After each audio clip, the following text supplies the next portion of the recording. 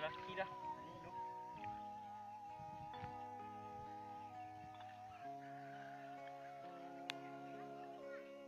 Ô, nó cắn bé nó bị chạy ô, nó cắn bé đó.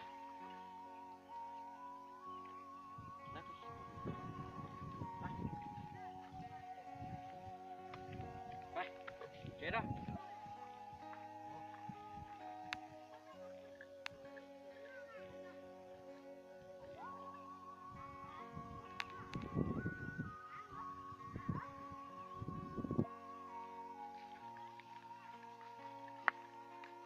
Ô, chạy đâu mà.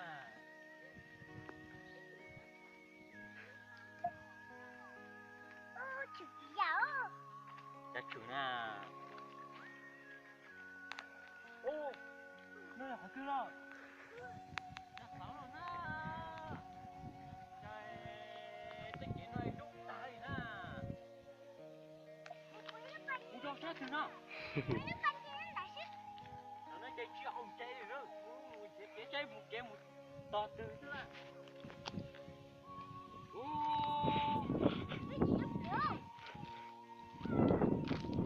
Nó bé cái cũng chim tao không món nó tớ mà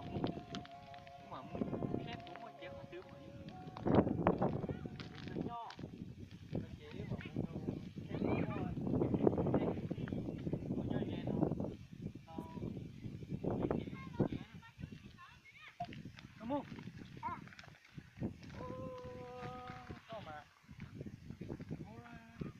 nó tôi chỉ ra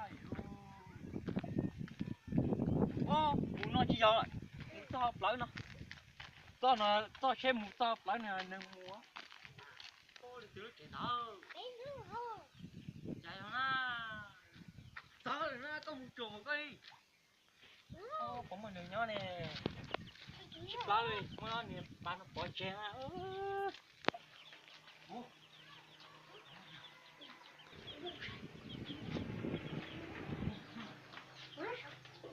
ô trời xa trời sao đi sao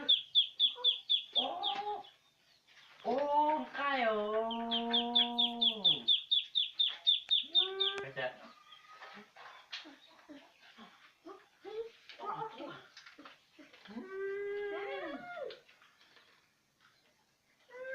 iya chicken mau Nó phải có. bỏ tả thế sai mình cho thằng mình nâng rồi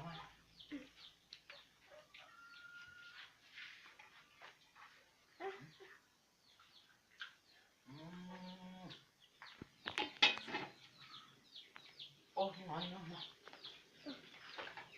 ô mỏ xả nó chuối rồi muối chặt cho nó bỏ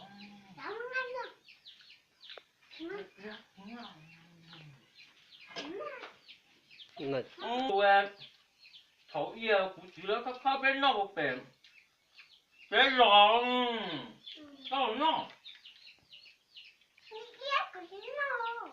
cá đấy thằng nó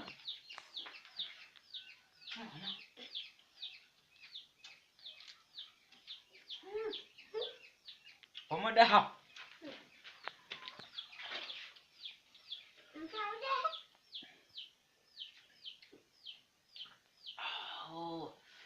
là để nó cá tử nữa mua chỉ ia kia để đâu vậy thôi